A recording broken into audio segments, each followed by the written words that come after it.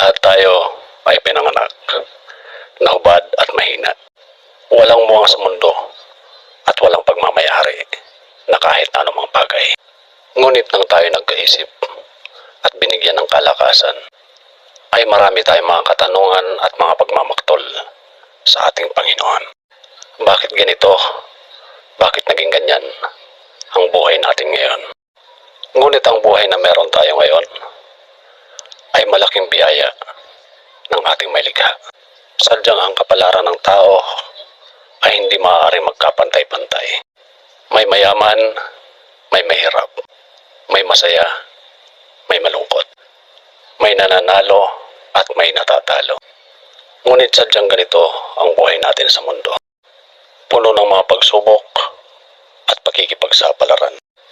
Ngunit ang lahat ng ito ay hindi rason na para tayo ay sumuko. Determinasyon lang ang kailangan para mabuhay. At kung sakali mang tayo ay madapa, matuto tayong bumangon at ituloy ang laban na ating nasimulan. At walang susuko hanggang katapusan.